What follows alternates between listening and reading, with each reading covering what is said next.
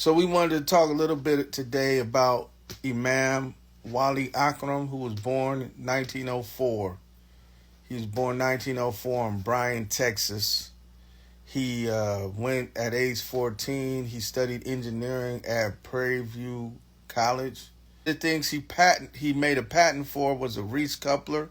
When he worked for the railroad, this coupler was to make an automatic was a device so that boxcars could join together without people having to push them, because people would always get injured and killed trying to connect boxcars because they weigh so much.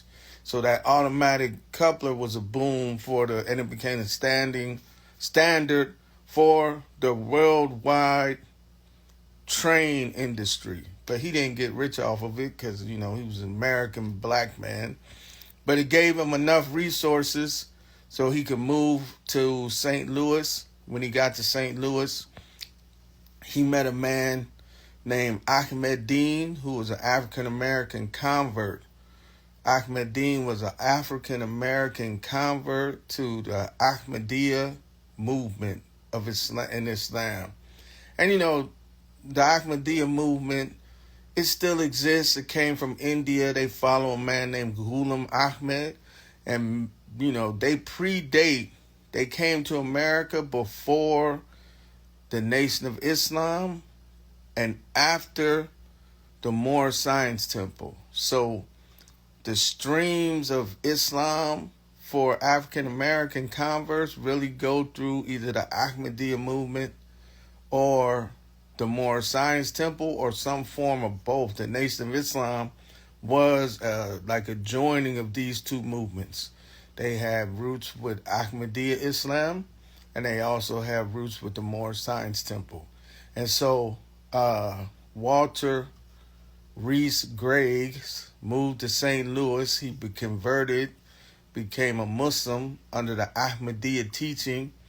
And because his mind he had one of those, like a beautiful mind. So he started to outgrow his teacher. So they hooked him up with an Indian scholar. And that Indian scholar was named Sheikh Ashik, and that's where he started to learn Arabic and these kind of things. And then he moved to Cleveland, and they opened up a mosque in Cleveland, and he quickly was able to convert about 150 families. But he kind of outgrew the Ahmadiyya teachings. He found some of the problems with what the Quran says about the finality of the Prophet Muhammad sallallahu alaihi wasallam, and some of the teachings of the Ahmadiyya. So some of the Ahmadiyya say Ghulam Ahmed was a prophet. All of the Ahmadiyya don't say that. That's one strand. And then another strand of the Ahmadiyya say Ghulam Ahmed was like the Mujaddid. All of the Ahmadiyya don't say he was the Mujaddid. That's another strand. So these are like the two strands. So like for black people, we know like you would have the followers of Imam W.D. Muhammad, that they still call Elijah Muhammad honorable. They still say he did great things in his proselytizing of, the Nation of Islam to help forward Muslims in America. And then you had the Nation of Islam under Louis Farrakhan, that they still call him the messenger of Allah. Right? So just like no Muslims would denounce the followers of W.D. Muhammad, no right-thinking Muslims. You can find Muslims do all kinds of stuff, but usually W.D. Muhammad Muslims are considered Sunni Orthodox Muslims by the worldwide community. Where Nation of Islam Muslims, sometimes people come, well, I don't know about that with the nation. You know what I'm saying? So just like this, you had two groups that come under the Ahmadiyya teachings, right? One group considers him a prophet. Another group doesn't necessarily say he's a prophet. Regardless, Imam Wali Akram, a.k.a. Walter Rice Griggs, he left that movement, and in 1933, he started the first Cleveland Mosque, and he considered it a Sunni Muslim group. He didn't teach about Ghulam Ahmed or anything like that. And this was simultaneously with another Ahmadiyya movement that was in Pittsburgh, and they started the first Pittsburgh mosque, or first mosque Pittsburgh. And they used to be Ahmadiyya, but then they became Sunni Muslims, right? So because you had First Cleveland Mosque, because you had Sheikh Dawood Faisal, because you had the Arabic Universal Institute of Arabic, Adina Lahi Universal Institute of Arabic, something like that, confusing the name, the acronym. You had these groups, they came together in the 1940s and they started something called the Uniting Islamic Societies of America in 1942. And Imam Wali Akram was the first president of this first umbrella group before ICNA, before ISNA, way before any of them things, before the MSA of America. You had this group of African American converts.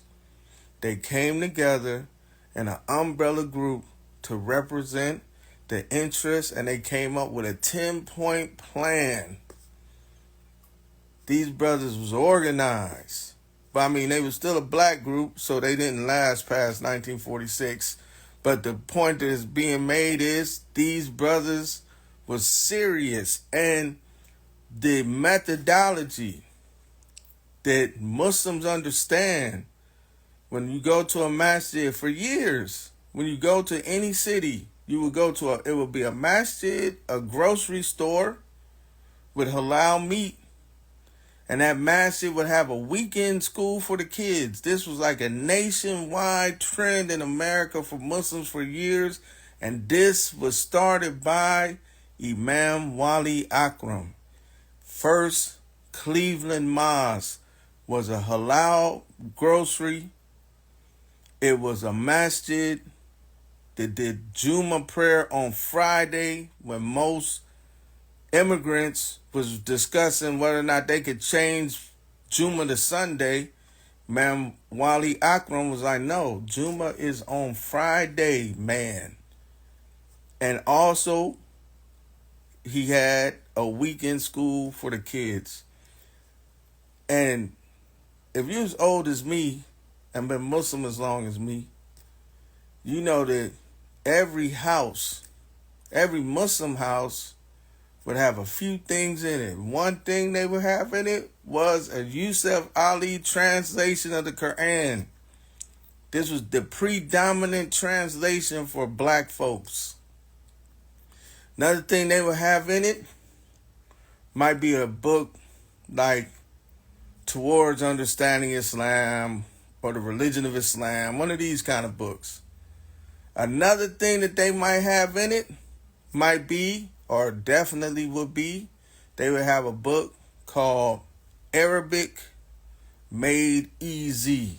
This was a book that you will find on every shelf in every Muslim's house. If their first language wasn't Arabic, they would have a book, Arabic Made Easy. And that book was written by Imam Wali Akram.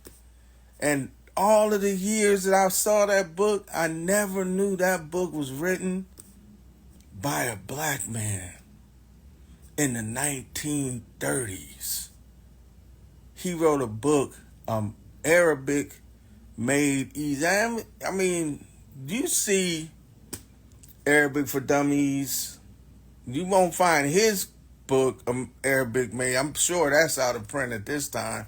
But you'll find a million Arabic Made Easy books.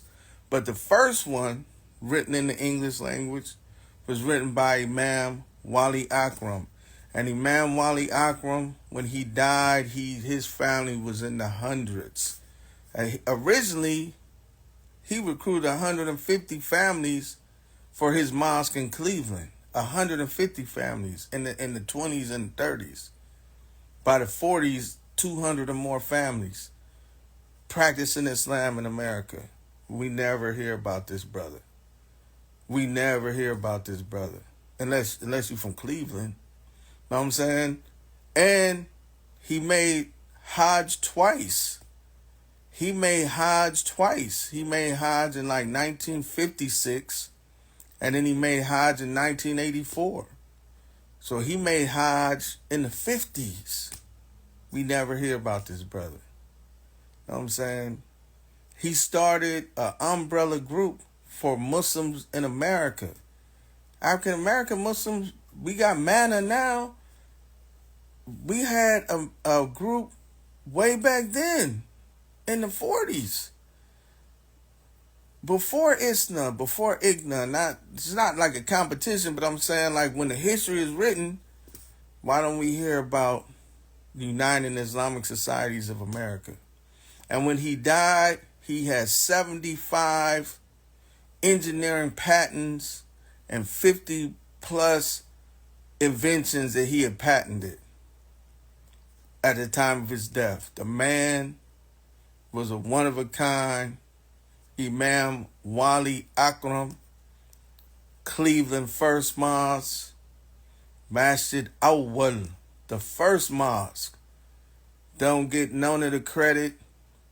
You go to Cleveland today, you'll see Muslims in Cleveland with roots from the black community that go back decades. Decades. And part of this is, us as a people, our history line. Sometimes, we learn one thing, we learn about the Nation of Islam, and then we proselytize that like that was the only thing when that's not true. Like it's a myth to say Islam wouldn't have been in the black community if it wasn't for the Nation of Islam, because it's just not true. I mean, it's something that we say, but it's not true. And not to say that the Nation of Islam wasn't an important factor for Islam in America, but it wasn't the only way Islam came to America. Islam came to America from the Moorish Science Temple. Islam came to America from the Ahmadiyya movement. And then a blend of both these movements was the Nation of Islam in America. It was a blend of the Ahmadiyya and Moorish Science Temple movement. It came after those movements. It did become the biggest one, but you had Muslims who learned about Islam from other things, and then they became what they would call Orthodox Muslims way before Malcolm X, way before Imam W.D. Muhammad.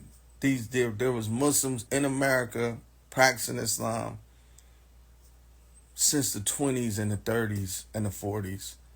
And with that, I would just like to say that one book that people can read is this one. This book just gives a great snapshot of Islamic history and Muslims in America. It's Muslims in American History, A Forgotten Legacy by Gerald F. Dirks. Everybody should be able to read that backwards because y'all read Arabic. Bismillah.